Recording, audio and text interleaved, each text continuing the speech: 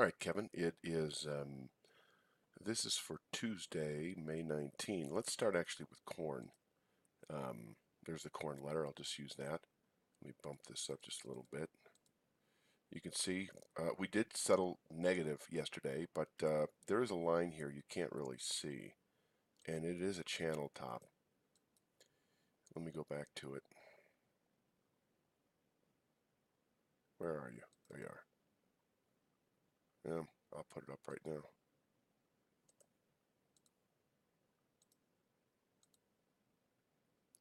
Roughly right here. That's a 69 3/4 today. Back up here, and that's that level here. So it's a descending channel top. The big factor, obviously, is the fact that we settled back above that 366 half channel formation a few days ago, which prompted our long entry. So I think we're still good, and not until we settle below 366 half does this thing look bad, and that we should get out of that long call. If we settle above at 375 3/4 today, which is this formation, that would be nice. Why am I showing it 374 3/4? No, it's 375 half. For some reason I've got it. It's probably, I actually probably just constructed it wrong. But it could be 75 half, somewhere in there. Let's put it this way: one way or the other, if we settle above 75 3/4, the market takes on a secondary buy, and this target at 386 1/4 is then in reach, by the end of next week or so. So there's that. This is yeah. All right. Let's go on. While I got these newsletters open, let's talk about wheat. And yeah, settled at 57 1/4. I know we're up a couple pennies this morning. I think we're kind of approaching this 460 1/4 area. But still 473 3/4, this long-term trend line, midterm trend line, can contain weekly buying pressures. We've been talking about liquidating one of these calls at this price point if tested. If we close above it, secondary buying should, over the next week, 2 or 3 at the very most, yield that what is really more of a big picture target at 508 half, which goes all the way up to 515 half on the weekly chart. That's a big area, by the way. I don't see us testing it this week, but if over the next several weeks we do, that's our not only the long liquidation on whatever call we may have left, but possibly buying puts at that point as well. And on to soybeans. I think I told you I'm going to change things up a little bit. We did settle above a speed line and then broke back and settled back below it yesterday, so now it's the channel top 912 half. I think this one's pretty good too. I think if we settle above it today, for instance, the 941 1/4 is likely over the next 2 to 3 weeks. Until then, this, as you can see, we can easily slip south, and there is a channel bottom here. I might as well pull it up. A channel bottom, May daily, bear with me. That's kind of like in here. I'm just going to have to redraw it. So holding below that 912 half channel top I just told you about, we can easily get down to this low 880s in the next week or two. And in fact, of course, this big picture possibility remains in reach, say by the end of April. 857 even, holding below this channel structure here at 912 half. Above 912 half, expect the 941 1/4 level I just told you about. All right, let's see. I'm going to get out of here. That's it for the newsletters. So let's go to the S&P because it's actually in a buy right now. And there's that channel formation I told you about. That's at 36 3/4 today, 34 even on the weekly chart. So, if you want to scratch your head over whether to go long, I'm certainly game for that, very delicately. And this would be a longer term play, at least to 29.47 even over the next several weeks. And in fact, I've got kind of 30.80 on the weekly chart.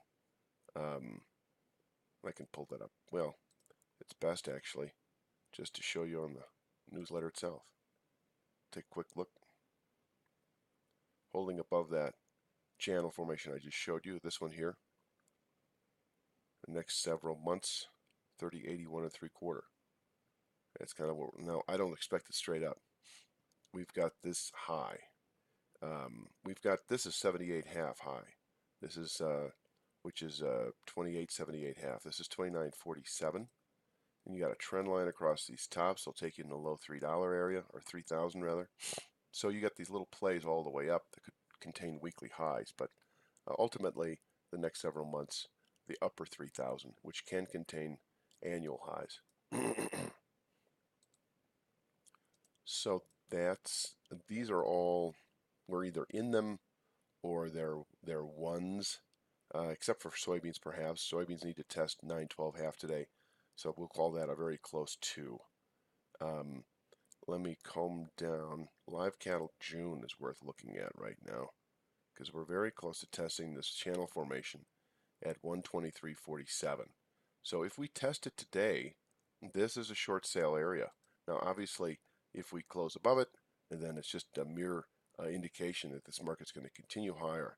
I have this double channel extension at 130.97 as the next big picture objective, and then of course that weekly chart keeps pointing to 135.77. Whether the June contract will get up there or not is anybody's guess, but closing above 123.47 definitely puts it in play by June expiration. Until then, though, if we top out at 123.47, and you know, if we start testing this, and you want to get in the horn with me, or you just want to look at the money calls, you know, you've got my, I hate to use the word permission because you always do, of course, but you know, you don't have to call me up if you don't want to. If we're testing this channel top, and you want to buy an at the money call, because once we test this, you know, yeah, you've got a channel formation here that would then be in play. Of course, actually, it wouldn't be here; it would be a little higher because we'd be projecting it off a higher end point.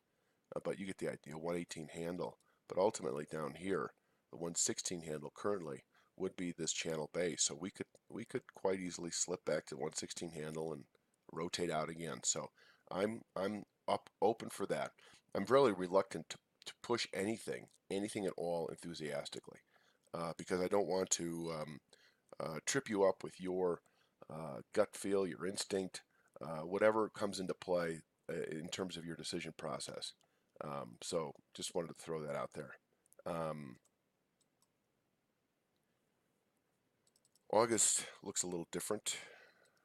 August has a way to go. I probably should just pull up the newsletter itself, and plain to see. August is not so close to its, you know, significant resistance for whatever reason. It's got another week, 2 or 3 before it tests the equivalent on its chart. But it did settle yesterday in a buy signal, so there is a flip side here on August. You know, this is a strong market, so 117.77 August is a good support. And if you wanted to buy, I don't know how expensive they are. You know, it's kind of funny buying puts in June and calls in August. I'm not crazy about that because I don't think, but I could be wrong. These spreads can widen and narrow, as you're well aware.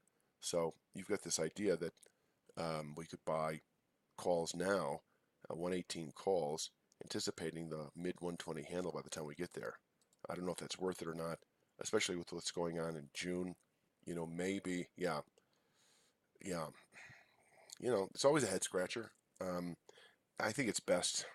I'm always comfortable just trading one market. You know, June right now, selling in the 123 handle resistance, and then buying it with a settlement above, being very nimble, very quick to reverse. So that would be my play. And August can do its own thing. We could wait for 120.32 perhaps on it.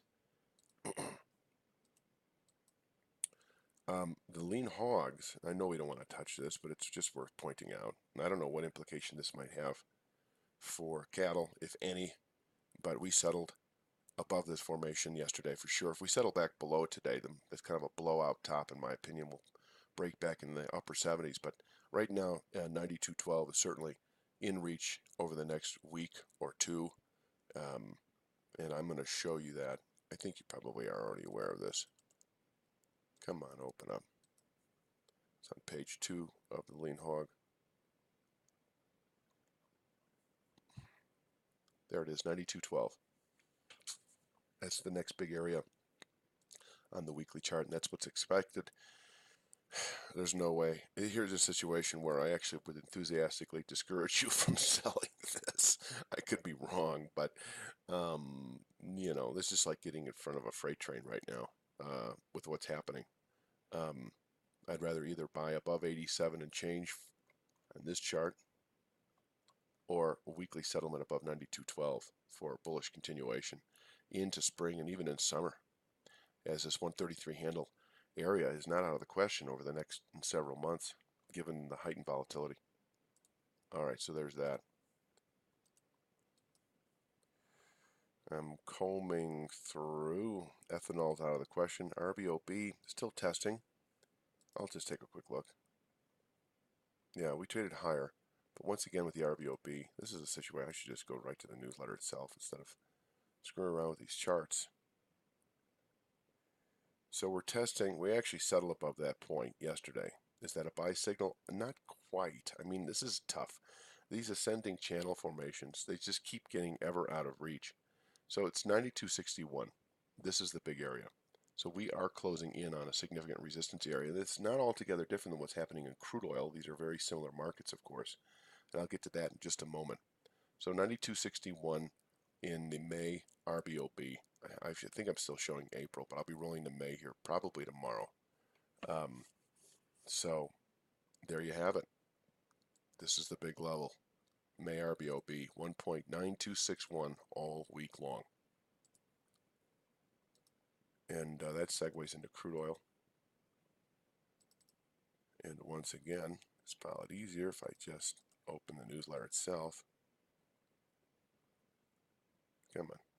All right. Yeah, so there's our support. Not going to touch it this week. And we're continuing to creep higher. 59.38 was a settlement. What are we doing overnight? I think we're down a little bit, actually.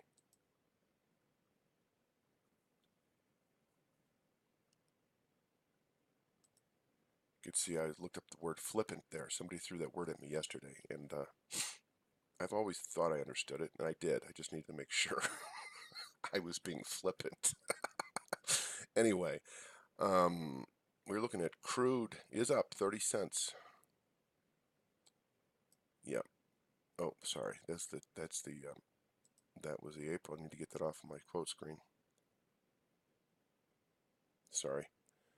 May crude 59.67, and so 59.63 is actually a 50% retracement that you can't even see on this chart. It's that high going back to, I think, last fall against this low in December. So, I've got it as just a mere intraday containment level because we're continuing to rally.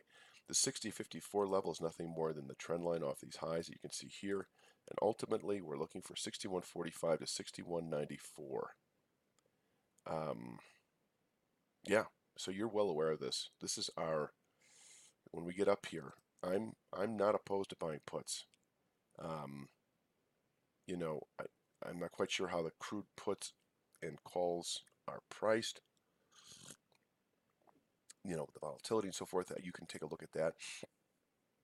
But we could actually test this area this week, and unless we settle the week above this line at 61.94, the top one, this is a short setting zone. And I think ever so carefully entering into a put, and then if we get some downside confirmation at some point later, some channel structure that's violated the downside, we could add another perhaps. Otherwise, if we settle above 61.94, then there's no reason to be long a put. We'd be long calls, I think. So there's that. And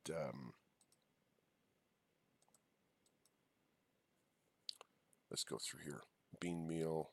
I already showed you soybeans. We talked wheat. We talked S&P. Let's go into these others. Start with the currencies. Euro currency still grinding up higher. We still have this formation I told you about yesterday, a redrawn new resistance.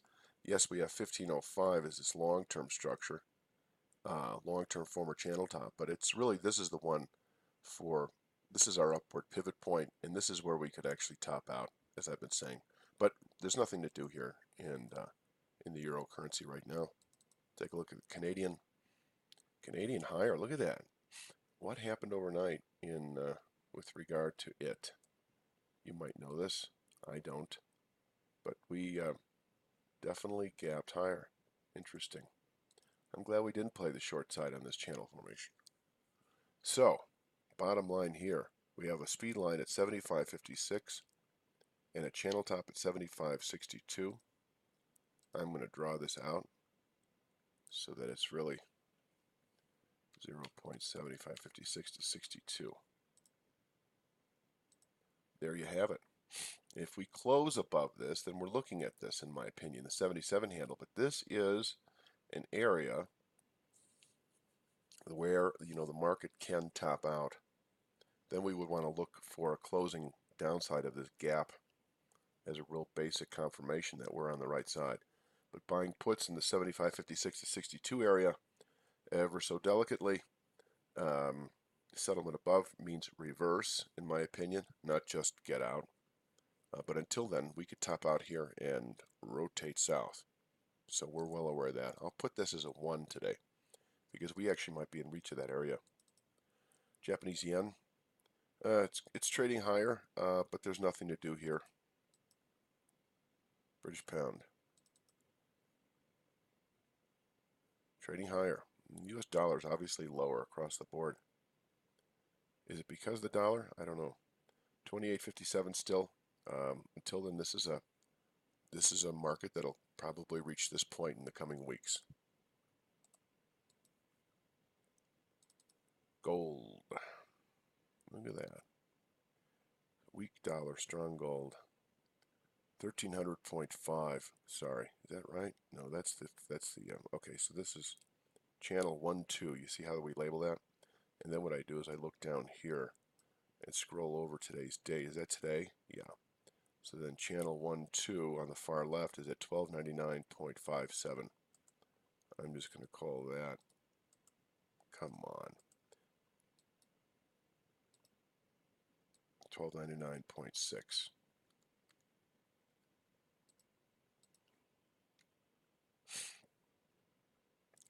This speed line today is at 1317 and the high is 1317.9. The high settlement following that low a couple weeks ago is 1315.9. So if we close above even 1317 today, we could go long. I'm fine with that. I imagine the volatility is still pretty subdued in this market, but that would be, as we've been saying, we've tested the channel bottom. This is good support that could contain selling for several months, perhaps, as we continue higher to the top. And we have a head and shoulders formation that may be rejected soon, which in itself is a bit of a buy signal. So I'm going to put gold as a 1 as well. Silver, also trading higher. This arrow's getting away right now. This one's not pulling away like gold, of course, but we still have solid support below the market, which is labeled 14.963 all week long, and it coincides with this congestive top, you know, and so as we've been saying, this market can and should continue higher. I just erased that channel, didn't I? There we are. Up into the 16 area. Copper. Recovery a little bit. Weekly chart here. Still solid classic support at 2.8593, above which higher trade expected into spring. This would be the price target. So a lot of this is just repeat. Platinum, 30-year. Ease back. Got inflation concerns, obviously. Weak dollar, strong gold. Weaker treasuries. Holding below this. These are all respectable resistance levels in their own right. If I were in the trading floor right now, they'd be 3- and 4-star levels. But for our purposes, we're trading big picture stuff. The next 4-star level really is at 149.10. Anyway, so we could talk about, you know, there's not a lot to do here unless you want to trade in this 146.21 area, in which case that begs the question, what is the 10-year up to? 10-year. 10 years the same. We're right below resistance. 10 years off a bit, not much. This is a weekly chart, by the way. So this is all repeat. 123.08 is this high. 123.13.5 is this channel structure. This is very significant. If we close the week above it, we continue higher into the 126 handle over the next couple of months. Otherwise, this is short setting territory. Now, we would need, if we were playing the puts, we'd either be talking liquidation, some of it down here, or adding more with a settlement below. You've got some stuff here. This is all weekly containment material. The high this week is 123.01. The high last week is 03.5. So the low of the high right now, recent high is 122.12. Closing below it, is also another sign of weakness. So, we can talk about if we want to get into a treasury play here. I would rather wait for the market to come to us. Right now we're trading in the upper 122 handle. Would like to see them in the low 123 handle before we even have that conversation. And finally, NASDAQ, what's it doing? It's probably higher, yeah. This is a big area today. I'm sorry, this week, this weekly chart. 75.49.5, you're familiar with this. We should reach it, if not this week, certainly next. And, meaningful upside continuation point into spring. And there it is again. All right, 21 minutes, not too bad, almost 22. I guess that'll be it. I'm going to get this published and uploaded and sent over to you, and you should have it certainly by 6 a.m. Scottsdale. I'll talk to you soon.